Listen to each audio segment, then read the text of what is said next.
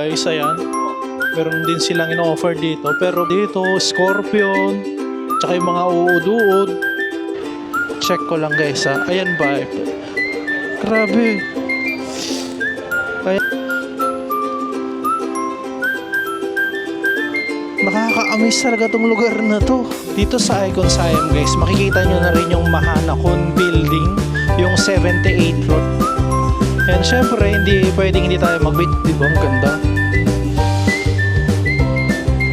What's up guys? Welcome again sa aking channel and we are back for another vlog. And for today, ang gagawin natin ay experience natin ang dinner cruise. And papunta ako ngayon sa may Icon Siam Pier guys. And right now, tumatawid na ako papunta sa may Icon Siam building guys, no. So isa rin ito sa mga pinakasikat na pinupuntahan, yung Icon Siam na mall. And yung pinakalikod doon, nandun yung mismo yung Icon Siam Pier guys. And right now, yan, tumatawid na tayo papunta doon.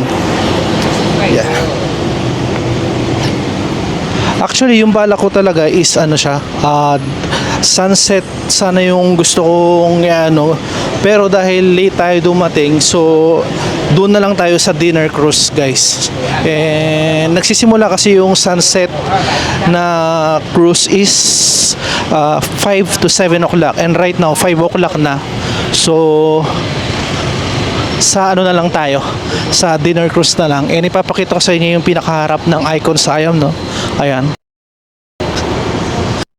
So sa likod niyan, mayroong pier kung saan tayo get and sasakay for our dinner cruise nga, no. Ayan.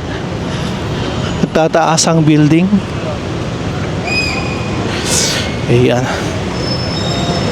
Since mahaba pa yung oras nung ano natin paghihintay guys, no. So ang gagawin muna pala natin is magre-reserve ng ticket. Then syempre dating gawin, ipapasyal ko kayo dito sa loob ng Icon Siam, no, para makita rin natin kung ano yung itsura ng loob. O yan guys, oh. Ito yung pinakaharap.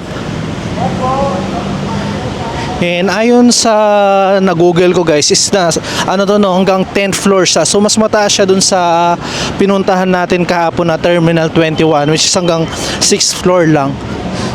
Kumbaga malaki talaga tong ano na to, itong mall na to. Ayan. And of course, ayan, meron din palang BTS station dyan, no. Ayan. And yung tinake ko lang ngayon na ano is bus lang, no, yung regular bus nila. And nagulat ako, sobrang baba nung ano nila ng pamasahe sa regular bus. 8 baht lang guys. Imagine mo kapag sa mga BTS station is nasa 30 plus baht. Pero sa regular bus nila is 8 baht lang. Samantalang yung biyahe is ano, halos aabot ng 1 oras papunta dito. Ganun siya kababa. Ang lala ng natipid ko. Yan, pasok na tayo guys. Pero dadaan muna tayo, hindi muna tayo lilibot dito dahil uunahin ko munang mag-reserve ng ticket sa dinner cruise, no. Ayan. Let's go. And dito sa bungad, ayan. Although hindi pa natin uumpisan, pero puro pagkain na agad, no. Parang pare-parehas sila ng ano, no, sa mga ibang mall. Pag sa bungad or sa ground floor talaga puro mga pagkain. Grabe yung design dito, ang ganda, oh. Grabe. Oh, daming pagkain yan dito pa lang yan sa harap. Oh, diba? Ang ganda ng vibe dito guys, grabe. Ang saya. Pero hindi ito yung pinaka-itinerary ko guys, ha. Bali yung pinaka-itinerary ko talaga is ma-experience nga yung dinner cruise. Wow, grabe. Ang saya. Ibang-iba sa atin guys, ang ganda ng vibe dito.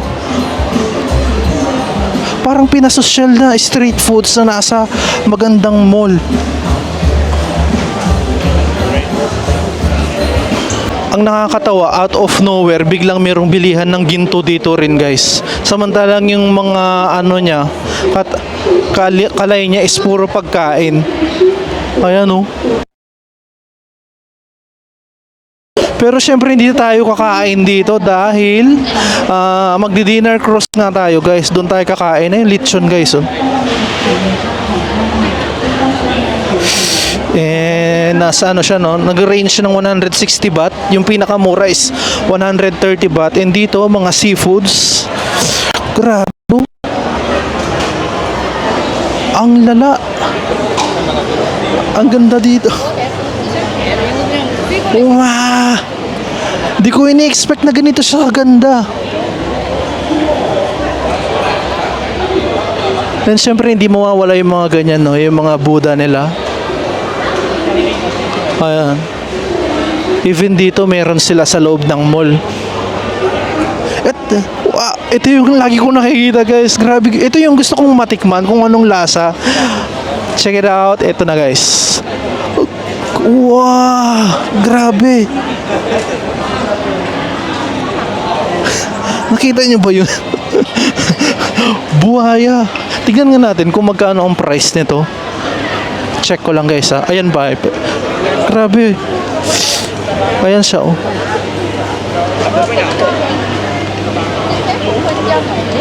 So, hồi lần trước lúc hẹn em đi được 2 tháng thôi. Tại em dạy thường em dạy không mấy người hẹn. medyo ano siya guys, pricey siya. Nasa 100 baht. Ay, hindi naman siya pricey. Parang tama lang kasi nasa 170 pesos lang yung isang peraso.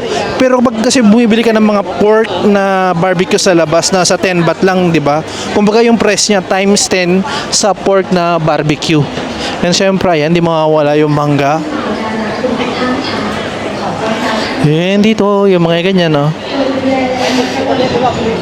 Tagta 30 baht. Tapos pag nasa 12 pieces, 300 baht.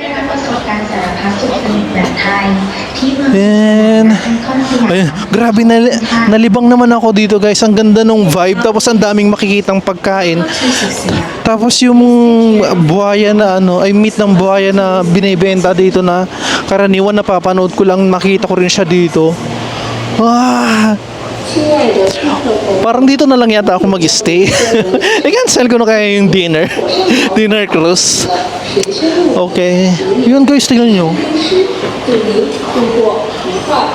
Teka lang nga, ipapakita ko lang to.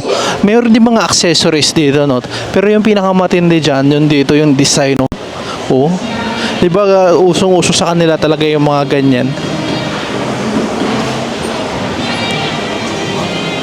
Ang ganda ng Icon Siam. Wow, grabe. Nakaka-amaze tong lugar na to. Lalabas muna tayo guys. Pupunta muna tayo sa pier para mag-reserve ng ticket. Then itutuloy natin mamaya yung pamamasyal dito sa Icon Siam, no. Since nandito na rin naman tayo, at least napasyal na natin sila para nagawa na natin siya parehas. Yung mag-dinner cruise at the same time napasyal na natin itong Icon Siam Mall guys, no. Ang Icon Siam Pier pala yung pinakasikat na pier, no. Maliban doon, meron pang dalawang pier na kung saan pwedeng mag-ano ng dinner cruise. So, teka lang. Hanapin lang natin yung labas. Bago tayo lumabas, gusto ko munang ipakita to guys, no. Kung kanina yung parang street foods yung nakita natin doon sa gitna, dito sa area naman to, pwede kayong mag-chill lang. Parang mga coffee shop siya, lineup ng coffee shop. O, di ba? Chill lang kayo diyan. Grabe yung ano, design, no. Grabe. Ang lakas makasosyal ng lugar na to. Di ba? Nasashock ako sa ganda ng pagkakagawa ng ano na to, ng mall na to. Nandito na tayo sa labas, papunta sa way to Pier 1, no? And makikita natin dito sa labas na may nagpe-perform. Ayan. Diba? And grabe ang daming tao. And palagay ko parang may extension pa rin ng celebration ng Songkran dito, no? And yan. Ayan, may kumakanta guys, oh. Okay guys, nagbabalik na ako. So change plan tayo, no. Ang nangyari kasi, yung araw na to, hindi ako nag-reserve ng ticket for the dinner cruise, no? Na-sold out siya, kaya yung kailangan pala mag-reserve ka pag pupunta ka rito. May tendency na ma-sold out siya o puno na yung dinner cruise. So ngayon, dahil nandito naman na tayo sa Icon Siam, may ituloy na lang natin yung pamamasyal dito, di ba? Minsan talaga kailangan nating matuto sa pagkakamali natin. Kailangan mag-reserve tayo. And yung pagkakamali ko, yung pagkatuto nyo rin, guys, no? So ngayon, ituloy na lang natin dito sa Icon Siam. Yun naman yung kinaganda kasi pagpasok ko pa lang naman dito is namanghana ako, and dito na rin tayo kakain. And let's explore, let's go. Bago natin balikan yung kainan na dinaanan natin, guys, syempre akyatin muna natin hanggang 10th floor, no? And ipapakita ko sa inyo kung mayroon man tayong makitang kakaiba. Ayan. Ayan, guys. Wow, paakyat ako dito sa 2nd floor, and nagulat ako kasi mga ano to, yung mga sosyaling mga bag. Ayan, kung makikita nyo, nandyan ang Prada, Bulgari, tapos nandun ang Fendi, and dito yung Dolce & Gabbana, Tiffany, tapos yung sa dulo is yung Hermes, no? Grabe. Sosyal, mga mamahaling mga gamit, and hindi natin yan afford. Hanggang window shopping lang tayo, no? Grabe. Pangmayaman na lugar. And syempre, kung nandyan ang Hermes, nandyan din ang Louis Vuitton, nandun ang Celine at saka Dior. Ito ang Fendi, guys, no? So hindi na natin papasukin at hindi naman tayo bibili. Grabe. Tingnan nyo yung design ng ano, guys, oh, ceiling. Ang ganda. Tingnan nyo, grabe, nakakamangha dito. Grabe yung pagka world class nito. Parang ito pa lang yata yung nakita kong mall na sobrang ganda ng design talaga. Yung parang bawat side, grabe pinag-isipan talaga. Grabe yung mga chandelier ba ang tawag dyan? Grabe. And ngayon, nandito tayo sa pinakagitna ng 2nd floor. Ayan, ipapakita ko sa inyo yung pinakataas. Ayan siya, guys.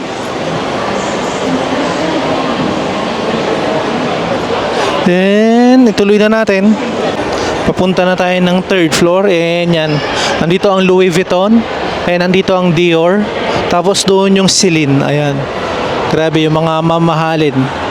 Mga pangmayaman. Then, ayan. Ito naman ang 3rd floor, guys. Dito naman sa 3rd floor, guys, mayroong bubungad na malaking store ng Apple. Ayan. Sobrang laki niya. And marami ring tumitingin dito ng price. Ayan siya. Grabe. Pagpasok mo dito sa Apple Store, pwede kang tumambay dito sa area na to, no? And labas lang tayo. Ayan yung Apple Store, guys, ha. And ito yung makikita natin. Dito pa lang yan sa 3rd floor. So may mas itataas pa ito. Ganda. Kung gustong mag-relax, meron namang mga cafe doon kung sakasakali. Pwedeng mag-chill dito, magkape-kape or mag-shake, ganyan. 'Di ba? At marami rin pumupunta rito para mag-picture. Gaya ng sabi ko, ayan, meron pang pinakataas yan, banda doon. And puntahan natin mamaya. Tingnan natin kung ano yung view pag nandoon. Pero right now, dahil nandito pa lang tayo sa 3rd floor, papakita ko naman sa inyo kung ano yung view pag nandito kayo sa area na to. Pag nandito kayo sa 3rd floor, guys, ito ang view nyo. Ayan. Grabe, oh. Ganda. Yan yung mga sasakyan for the dinner cruise, no? And sa susunod i-experience natin yan. Dahil nga sold out siya for today and kailangan na natin mag-reserve for tomorrow. Ayan. Dito sa Icon Siam guys, makikita nyo na rin yung Mahanakon building, yung 78th floor na sikat din. Ayun siya, oh. Yun siya. So makikita rin siya dito. And yung Wat Aron din na temple, malapit lang din dito kung di ako nagkakamali. Pero hindi ko siya makita kung nasaan. Saang area siya. Yan. Tapos kung gusto nyong makita yung River City dito sa Bangkok, ayun naman siya guys. Makikita rin siya dito.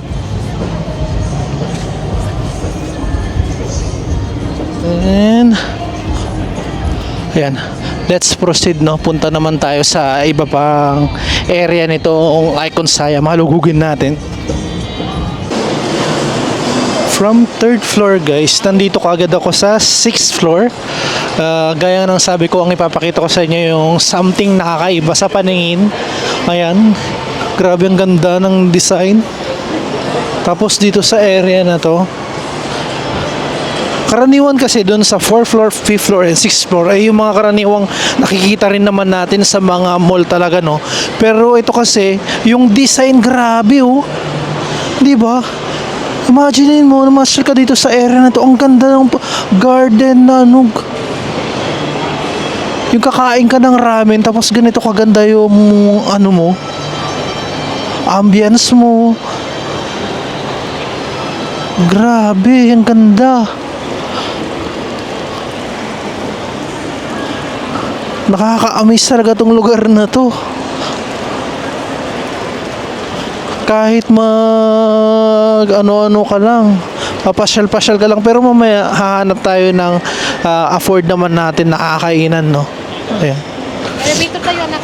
Meeting point tayo. I think itong area na to more on ano, no. Katulad yan, meron ng Korean restaurant dito, Japanese restaurant, no. Ayan, may sushi. Ang ganda. Pero syempre hindi pwedeng mawala ang ano, mga Thai food dito sa area na to. 'Di ba? Ang ganda. Chinek ko yung mga price nung ano, no, mga pagkain doon. Parang nag-range siya ng 220 baht yung pinakamababa pataas. Not bad kasi kung meron namang 220 baht tas ganun kaganda yung paligid mo o yung ambience mo. Oh, ayan pa yung iba guys. Oh. And ituloy pa natin yung paglilibot. Baka may makita pa tayong magandang area dito. Dito sa 7th floor guys, nandyan ang Starbucks, no. Ayan, malaking Starbucks yan. And pwede rin kayong lumabas, chill sa labas. And this area, ayan, merong ganyan, nagaganap. Kanina nung nandun tayo sa 6th floor, hindi pa gumagana yan. Ngayon pinagana na nila. Grabe, ang ganda. Lalo na siguro kung doon ka nakapweste kumakain, no. Feel na feel mo. Diba? Napaka-creative nila.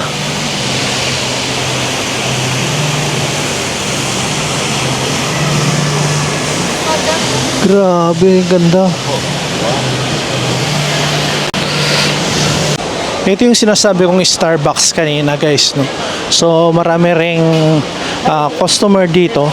Pero kung gusto mong pumesto doon sa pinakalabas and gusto mong mag-chill-chill doon, kasi dito sa loob malamig eh, pero doon sa labas kasi medyo maalinsangan pa yung weather. Pero kung gabi na mamaya, maganda na siyang pwestuhan doon. Kasi makikita mo yung mga city lights dito, no, sa 7th floor. Yan. Sa ngayon nagre-relax pa sila dyan, no? Pero marami na ring tao dito sa labas guys. And ayan. Ito yung harap ng Starbucks. 'Di ba? Napaka-relaxing ng area na to. Teka lang guys, ha. Ayan yung Starbucks. Then, ayan. Ito ang view mo pag nandito ka guys. Habang painom-inom ka ng kape mo or ng shake from Starbucks and bibili ka ng mga croissant or mga breads, di ba? Saan ka pa?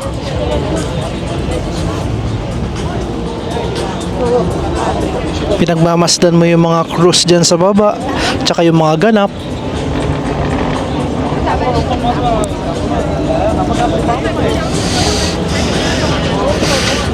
And palagay ko ito na yung pinakamataas guys, no, sa 7th floor. Although may hanggang 10th floor ito.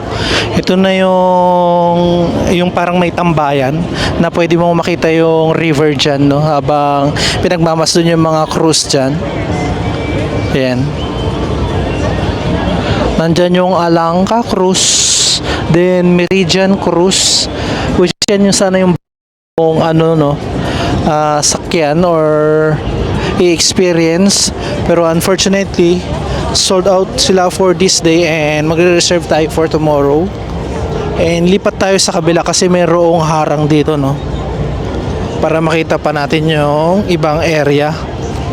Grabe rin yung laki ng Starbucks dito sa Icon Siam, no. Aside from may labas siya, tapos may loob, at the same time, meron din kayong mapupwestuhan dun sa may second floor. So may second floor pa siya.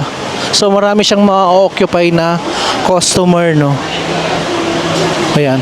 And talagang patok na patok. And punta tayo dun sa other side. Dito pala sa area nito, ayan, yung mga bilihan ng mga tumbler ng Starbucks. Ayan sila. Kung gusto nyo mag-avail for souvenir, di ba, na nabili nyo siya dito sa Icon Siam.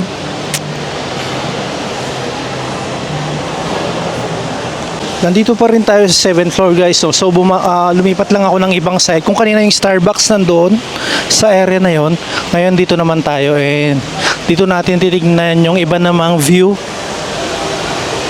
Kasi parang mas maganda yung view dito compared dun sa pinakaharap ng mismong Starbucks, Napalay Terrace. Ayan. Ayan, meron silang mga paganyan, no. Di ba? Ang ganda. Mas maganda dito compared doon sa harap ng Starbucks. And parang meron pang DJ na nag-aano doon, no? Nag-aano ng music. Oh. Di ba? Instagrammable tong area na to. And syempre, hindi pwedeng hindi tayo mag-picture. Picture muna tayo. Yan. Di ba? Ganda. And ayan, ang daming tao rin dito. Yun nga lang, walang upuan na pwedeng upuan dito na compared sa Starbucks na meron talagang upuan. Ayan.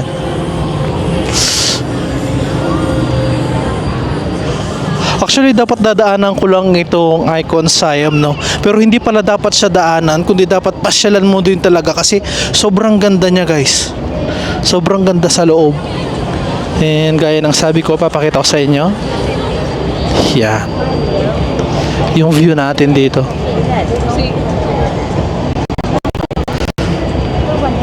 Diba ang ganda?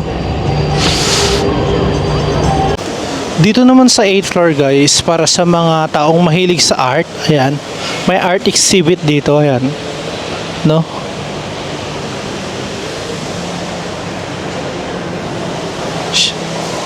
Pero syempre tayo, hindi tayo wala tayong masyadong hilig sa art. Papakita ko na rin sa inyo, para sa inyo. Yan, di ba?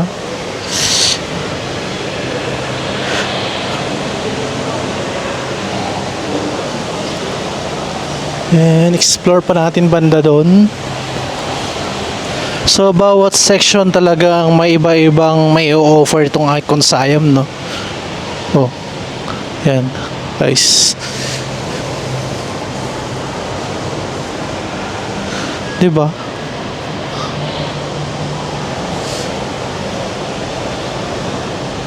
hindi ganun kalaki yung 8th floor, no? Parang itong area na to is for the ano lang talaga siya, for the exhibit na to. Ito lang mismo yun, yung area na to. Diba?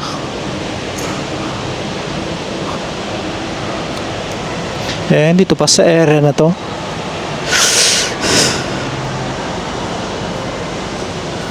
And after nito, syempre magpo-proceed na tayo sa ibang floor. Ayan. Just in case na may hilig kayo sa art, ayan, pwede nyong puntahan ang 8th floor para i-ano to, i-appreciate yung art dito sa Thailand. So yung pinakalas na pala guys is yung 8th floor, no? Although hanggang 10th floor siya, parang isinara na nila or siguro baka ginawa nilang private property yon. Yung 9th and 10th floor. So hanggang 8th floor lang siya. Hanggang dito sa art exhibit lang na to. So ngayon bababa na tayo para maghanap naman ng makakain at ako ay gutom na. Seafoods. Ayan, mga tusok-tusok or parang barbecue. Siyempre, nandiyan pa rin ang mga pad thai. Lahat ng options sa seafoods, sa mga pork, meron sila. Ayan. Di ba? Yung mga seafoods nila, tapos mayroong mga pork dito na sabaw. It depends sa choice nyo. And yung coconut nila na sikat din, combination with mangoes. Grabe. Amoy na amoy ko yung durian ah. Sikat din kasi ang durian dito guys, and may kamahalan yung durian nila. And meron din palang mga section ng mga mga damit. Pero syempre expect mo na mas mataas ang price dito kumpara sa mga palengke, no? Sa mga palengke, may makukuha kang 150 baht. Pero dito nasa 250 baht. So, mas mahal siya ng 100 baht, no? Pero syempre, yung upan naman nila dito sa babawiin nila. And pwede pala magpa-picture doon, no? Yung pinakita ko sa inyo kanina. Ah, pwede pala talaga. Ayun, no? Pwede pala talagang sumakay, pero may renta siya na 599 baht per person. Bali makaka-receive ka ng 2 souvenir photos for 599 baht guys.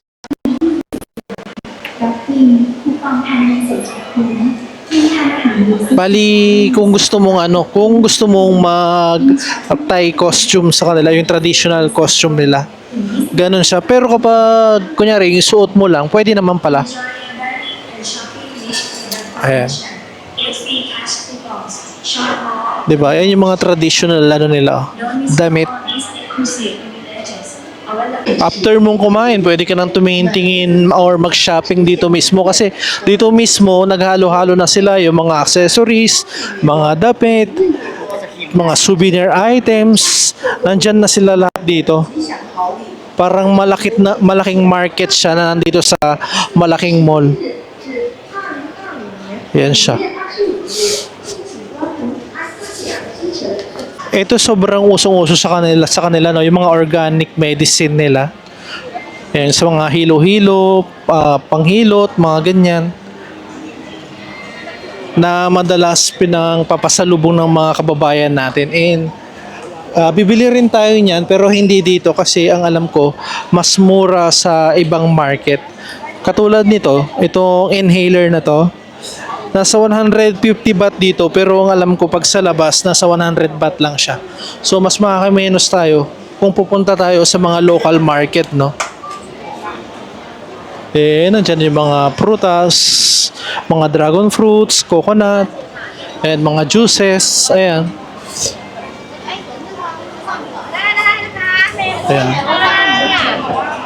Pili-pili na tayo ng makakain. Para sa mga mahilig sa exotic food guys, ayan. Meron din silang ino-offer dito pero pricey din siya compared sa iba. Ayan, sa mga gusto ng mga food challenge, meron din sila dito sa Icon Siam, no? Grabe oh. Oh, meron silang tarantula dito, scorpion, tsaka yung mga uod-uod. Grabe. Tapos parang may ipis. Yung pagkain ko guys is barbecue chicken siya with salad. And 89 baht siya. 89 baht siya. Mura na siya compared sa iba na to 150 baht.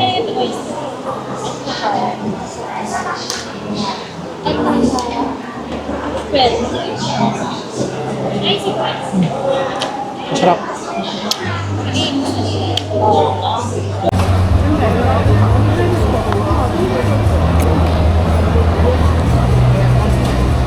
Nandito na ako sa labas guys. Tapos na akong kumain. Hindi na ako masyado nakapag-vlog doon. Kasi ang daming tao ang dami kong kaharap. Naiya na rin ako mag-vlog doon. And pagkatapos nito uuwi na rin ako niyan. And masaya ako na kahit na hindi natuloy yung dinner cruise yung dinner cruise ko is napasyalan ko naman tong Icon CM na napakaganda talaga. Napamangha ako sa ganda. Siguro yung pinaka favorite place ko is yung itong pinaka first floor nila kung saan maraming pagkain. Ang ganda ng design. Tapos yung bandang coffee shop din nila, sobrang ganda. Tapos sa 6th floor, yung sobrang ganda rin ng parang pinaka food court doon, parang mas sosyalin compared dito. Tapos yung 7th floor kung saan yung yung Starbucks, kasi maganda yung view doon.